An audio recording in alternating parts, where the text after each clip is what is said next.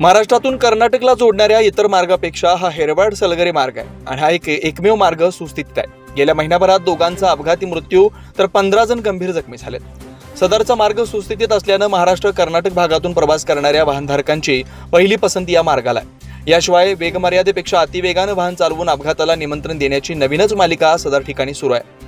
ठेकेदारांनी पांढरे पट्टे ओढून देखील इथं कोणत्याही प्रकारचा वेग कमी होताना दिसत नाही। शिवाय रस्ता ओलांडणाऱ्या नागरिकांच्या जीविताला धोका निर्माण झाला आहे। सदर रस्त्याची वास्तविक परिस्थितीची पाहणी छत्रपती ग्रुपचे संस्थापक अध्यक्ष प्रमोद दादा पाटील यांनी स्वतः जाऊन केली। शिवाय उद्या सोमवार दिनांक 6 जानेवारी 2025 रोजी सार्वजनिक बांधकाम विभाग मिरज व जिल्हाधिकारी कोल्हापूर यांना सदर बाब लक्षात आणून देण्यासाठी छत्रपती ग्रुपच्या वतीने निवेदन देण्यात येणार असल्याचं प्रमोद दादा पाटील यांनी सांगितलंय।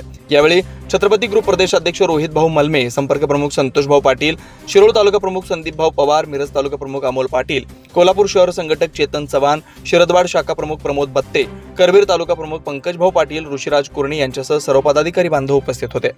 आता आम्ही काही दैनिक आणि मीडियाच्या माध्यमातून बातम्या लागतायत गेले 8-10 दिवस झालं की तेरवाड आणि हेरवाडच्या मधला जो हा रोड आहे, सलगरे रोड आहे, या रोडची वर्दळ प्रचंड आहे आणि रोड चांगला आणि नवीन होऊन रुंदीकरण झालेला असल्यामुळं या रोडवरती ॲक्सिडेंटचं प्रमाण वाढलेलं आहे। परवा एक लाटेचा युवक आणि हेरवाडचा युवक या दोघांचा या रोडवरती एका महिलेचा आणि एका युवकाचा मृत्यू झालेला आहे आणि 15 महिला किंवा जे प्रवासी आहेत ते या रोडवरती एकदम अत्यंत दुर्घटनाग्रस्त होऊन सिरियस झालेले आहेत। तर या सगळ्या गोष्टी मोडीत निघण्यासाठी म्हणून या रोडला गतिरोधक होणं गरजेचं आहे। प्रशासनाने योग्य ती उपाययोजना केले, पण गतिरोधकच महत्वाचं आहे। गतिरोधक झाल्याशिवाय हा स्पीड जो आहे तो मर्यादित राहणार नाही आणि स्पीड वाढल्यामुळेच ऍक्सिडेंट होतात। त्यामुळे तेरवाड स्टँड ते हेरवाडकडचा रोड जो हा आहे सलगरे रोड,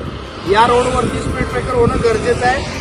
आज सुट्टीचा दिवस असल्यामुळं उद्या सोमवारी सकाळी आम्ही मिरज PWDला निवेदन देतोय की कोणत्याही परिस्थितीत गतिरोधक झाले पाहिजेत आणि जिल्हाधिकारी साहेबांच्या पण निर्देशनास आणून देतोय निवेदन देऊन की गतिरोधक होणं किती गरजेचं आहे।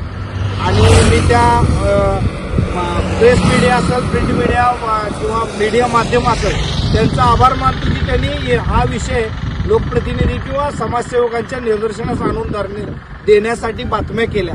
त्यामुळं आताची सुद्धा ही छत्रपती ग्रुपच्या माध्यमातून घेतलेला एक आढावा पाहणी असेल तर याचा सुद्धा दखल त्या सगळ्यांनी घ्यावं ही मी विनंती करतो।